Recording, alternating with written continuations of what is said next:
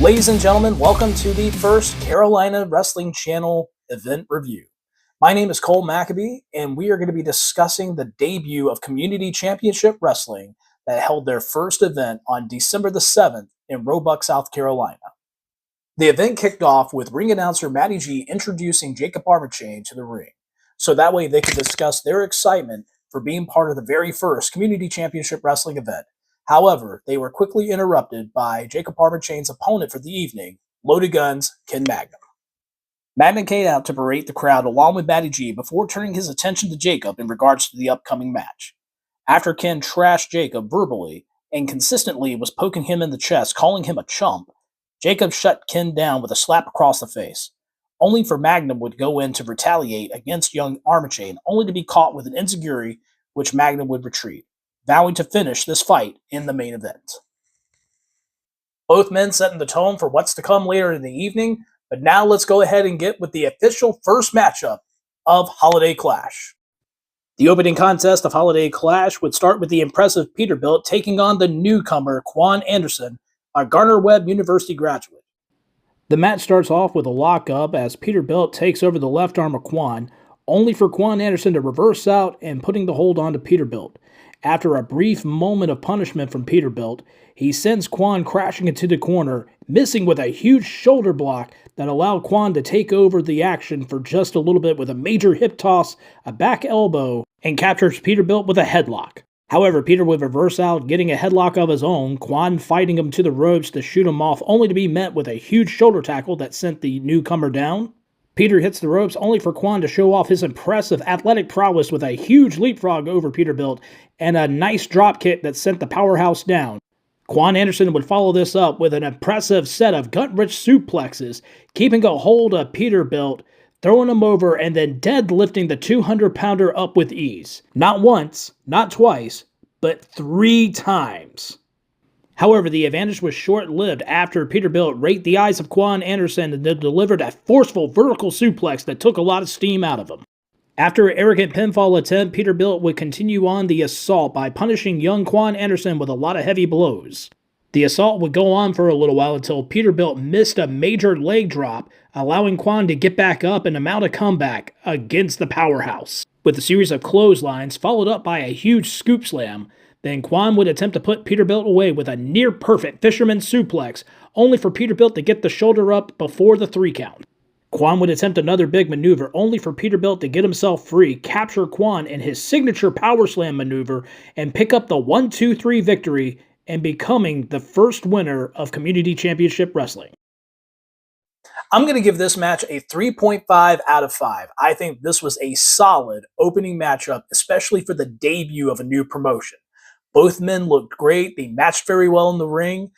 Talking about the newcomer, Quan Anderson, he's only just got a few matches under his belt so far. I think this was either his 8th or his 9th match, and he already looks like a natural, and he already looks like a star, and he's got loads of potential, and this is just only the beginning for him. Peterbilt, every time I see him in the ring, he just keeps getting better and better, so this was just a natural fit, and I think this was a great way to kick off the show and set the tone for the rest of the night. The next match would be presented by Wrestling from Christ, which is based in North Carolina, and would be tag team action as AWOL would be taking on the team of Travis Roberts and Dylan Dollar, collectively known as the Foundation. Travis and AWOL number 1 would kick things off with AWOL number 1 grabbing Travis by the beard, sending him to the corner, missing with a big blow for Travis to retaliate with a few jabs and a huge right haymaker. However, A1 would cut Travis off, grabbing him by the beard, putting him back into the corner, giving him a huge chop to the chest, and then going back and actually tossing him away from the corner by the beard. But A1 misses a charging attack where Travis tags in his partner Dylan, who hits this awesome low crossbody, but only for a 2 count. Dylan would tag in his partner again, this time with the 2 doing double teams on A1 to the fans' delight. But while on the outside, unbeknownst to the referee's sight, the 2 members of AWOL would be exchanging a weapon that the fans would see, and so would Dylan Dollar, but the referee would never see the dirty tactics between these 2 men. They would keep the assault going on to Travis Roberts, using that weapon every time, and the fans would just get more and more agitated. The assault on Travis would go on for a little while until A2 misses a diving fist drop, prompting all 4 men to get in the ring in a bit of a chaotic situation. But at the end, you still had the two legal men, A2 and Travis.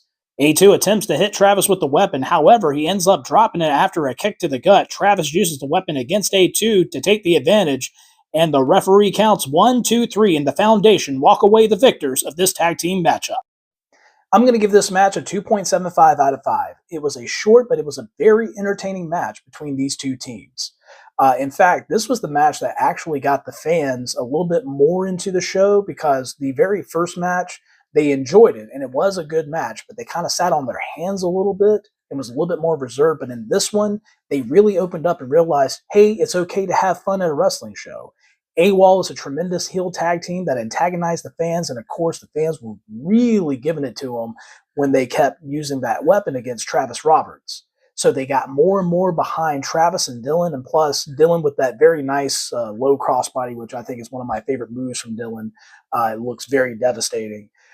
Like I said, it was very short. They did the less is more type style here, and it really paid off. We got a really fun match. The fans enjoyed it. Couldn't ask for anything better. Now we go back to singles competition for the third match of the night. This time we have the Greek Wolverine Crucifix taking on the Lotus Chris Young. Immediately from the lockup, Crucifix displayed his power as he shoved Chris Young down. Crucifix would continue the dominance, this time applying the headlock onto Chris Young, cranking it in real tight. But Chris manages to shove him off, only to be met with a powerful shoulder block. But after some slick maneuvering, Chris Young manages to catch Crucifix off guard with an inverted arm drag, and follows it up with a drop kick that sends the Greek Wolverine down. Young would have the upper hand only momentarily until Crucifix managed to hop over him after an Irish whip attempt to the corner, just to come plowing in, knocking the wind out of him with that shoulder tackle. Afterwards, Crucifix would display some viciousness with a devastating back elbow, then followed in with a vertical suplex that almost drove Chris Young through the mat. However, Chris Young tried to fight back against the Greek Wolverine after a vicious assault. However, he was stopped dead cold in his tracks after a powerful spine buster that almost cost him the match. But fortunately, he was able to kick out before the count of 3. After dishing out a little bit more punishment, Crucifix shoots Chris Young to the turnbuckles, only for Young to slide underneath the bottom rope, hop back in, and come charging in with that nice Hurricanrana to get the advantage back in his favor. Sensing a moment of opportunity, Young comes charging in with that big kick, trips Crucifix, and then comes charging back in with that basement drop kick. But before he could do any more damage, Crucifix cuts him off and sets up Chris Young as if he's going to give him a powerbomb, only for Young to manage to get behind him, hit the ropes, and nail Crucifix with a knockout enziguri, and manages to get the pinfall victory. I'm going to give this match between these two a 3.25 out of 5. This was actually the match right before intermission, and this was definitely a great match to have going into a little break. You had two guys that had two different styles. Crucifix is more of a power moves guy. Chris Young, he relies on his speed, his agility, and his striking ability. So it was a great, difference in styles that they went in there and they worked a really solid match. This is actually the first time that I've seen Chris Young in action, and I was very impressed with him. I think that this guy's got a bright future, and of course, Crucifix, somebody that I've known for quite some time, always a solid performer, always going to give you 110% in the ring. So I would like to see these guys actually meet back again in the future. Solid matchup. We return with more action, this time with a women's professional wrestling match with Amanda Kiss taking on Leah Knight in what was the semi-main event of the evening. The match starts up with a lockup where Amanda Kiss pulls Leah to the ropes by the hair, misses a wild swing, but then Leah goes for a kick and misses Amanda Kiss that shocks her and gets herself out of there. She was not expecting that sort of tactic from Leah Knight. But Leah gets on top of things very quickly with a snapmare, then goes in for a kick, only for Amanda to try to shoo her away, but gets met with a stiff kick to the back. Leah signals for a front strike, only for Amanda Kiss to evade and then pull Leah down for a pinfall attempt, but only getting a 1 count. Amanda missing a clothesline, Leah missing the first kick, but then striking her with the second roundhouse, almost knocking the head off of Amanda Kiss. Leah then signals for a running knee strike, only for Amanda Kiss to catch the knee and then perform this devastating dragon whip, which sends Leah's head right into the top turnbuckle, and then Amanda Kiss comes back with a major clothesline and takes over the match from here. Shortly after, Amanda Kiss takes Leah Knight over with a devastating vertical suplex in the middle of the ring. But Leah Knight had a few tricks up her sleeve as Amanda Kiss comes running into this powerful blue thunder bomb right in the center of the ring. But Leah had taken so much damage that it took her a little while to manage to get over there for the pinfall attempt, but only getting a 2 count as Amanda Kiss kicked out. Amanda attempted to fight back, but Leah Knight getting the best of her, snatching her and striking her with that right knee directly to the face. But Amanda pulled off some fancy footwork and nailed Leah Knight with a devastating spear and went in for the pinfall victory, winning this women's matchup. I'm giving this matchup a 3.75 out of 5. This was an outstanding, hard-hitting professional wrestling match. Both Amanda Kiss and Leah Knight came out there and threw it all out on the table with some of the hardest hits that I've seen of the night. The fans really got into it. You know, Amanda just keeps getting better and better every time I see her. This is the first time I saw Leah Knight, but I was so impressed with her. This was just absolutely tremendous. A great semi-main event match, but in all honesty, I could have easily seen this being a main event match anywhere else. Great job to these two badass women. And now, ladies and gentlemen, it is time for the main event of Community Championship Wrestling. We have the Loaded Guns Kid Magnum coming out here looking as happy as never, challenging the young and talented Jacob Arbichain. Before we get started on this matchup, I want to go ahead and let everybody know that there's a bit of a wild card in this match, and that is the Outlaw Randy Wayne from Heroes to Legends Wrestling. Now, Ken Magnum and Randy Wayne are scheduled to face each other in 2025 in a steel cage in Sylva, North Carolina. Why am I telling you this right now? Well, stick around and you'll find out. The match starts a little lightheartedly as we have a popularity contest between the two wrestlers in the main event. Of course, the fans booing the heck out of Ken Magnum and cheering for Jacob Arbichain during this exchange. But Jacob would take advantage of the distraction with a springboard seated senton onto Magnum and followed up by ducking the clothesline from Ken Magnum and coming back with a rotating flying head scissors that send Magnum down. Jacob would attempt a monkey flip from the corner, only for Magnum to hold on to him, placing him right onto the turnbuckle and then start assaulting on the young man. However, Jacob managed to get a boot up and come flying off with a crossbody, but only for a 2 count. Jacob would continue to use his quickness, ducking not 1 but 2 blows, only to be caught by Magnum when attempting a flying crossbody off the ropes.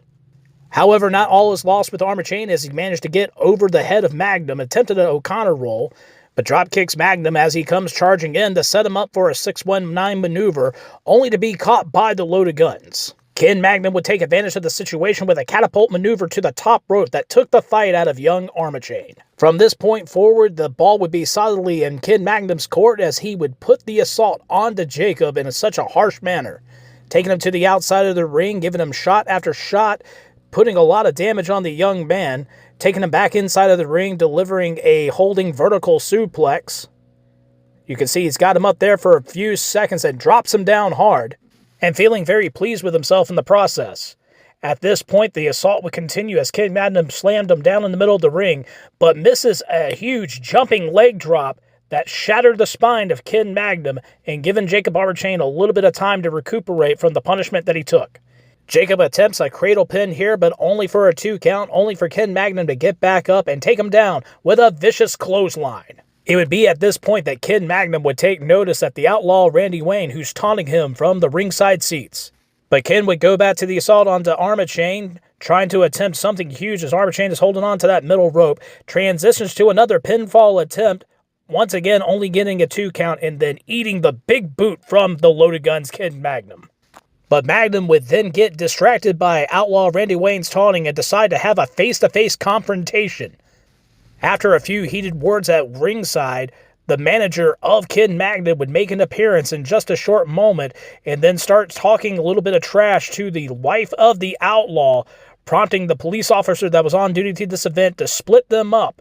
After the brief ringside confrontation, Ken Magnum would get back in the ring, only to be slapped to the face by Jacob Arbichain, who attempted another comeback, but this time Ken Magnum throwing him over with a vicious German suplex, and taking more punishment to Arbichain to the dismay of Outlaw Randy Wayne, who then goes right back outside of the ring and decides to confront the Outlaw once more. After a few heated words, Ken Magnum would get back in the ring and put the finishing touches on the Jacob Armor chain, however, deciding not to go for the pinfall attempt, and once again start poking the finger and yelling at Outlaw Randy Wayne.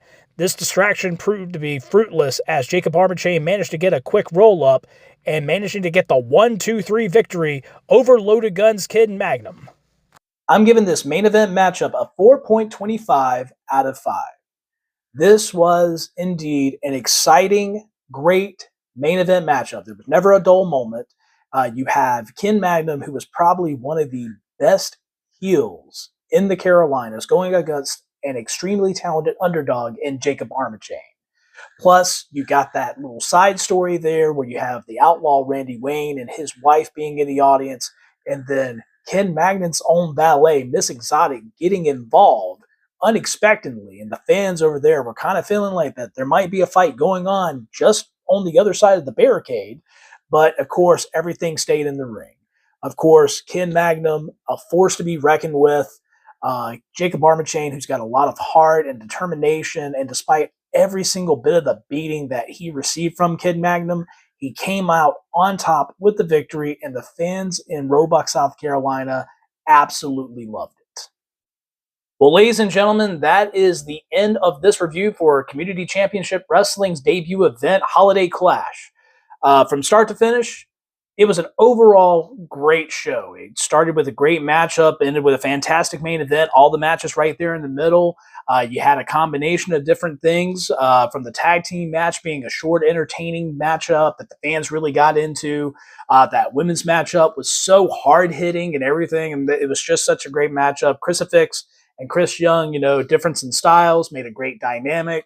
And, of course, that main event with the extra spice of having Outlaw Randy Wayne and the interaction that he had with Ken Magnum, that's going to build up to their match going into Sylvan, North Carolina next year. It was just overall a great package, a great debut. Kylan Disney, the promoter of Community Championship Wrestling, should be absolutely proud of this debut show. They will return to Spartanburg, South Carolina on May the 31st. They are going to be doing a fundraiser for the VFW of Spartanburg County right there in Roebuck, South Carolina. If you want to go ahead and follow Community Championship Wrestling, they do have a page on Facebook, and then eventually soon they should be releasing the whole show. Myself and my good buddy Ron Emerson, we're going to be doing the commentary for that show, and we'll give you some updates on when that'll be available. Well, ladies and gentlemen, once again, thank you. Hopefully you guys enjoyed this review. If you would like to see more of these, please like and share this. Leave some comments below. This is my first time doing one of these types of videos, doing a review of a show, and I wanted to keep it to where we concentrated just on the matches and not necessarily try to give information as far as what I thought they should do or anything like that. It's not my show. It's not my place. I'm there to review the matches and how the wrestlers do. And this, to me, was a great way to do things. It was a great show from start to finish. I absolutely enjoyed it. The people that I spoke with there, the audience, seemed to have a really good time. I even ran into somebody who was also a prominent figure of the wrestling community who came out and had a lot of good things to say about it as well. So overall, great show. Congratulations to Community Championship Wrestling, and thank you for tuning in to this review. This is Cole McAbee, and I'll see you next time.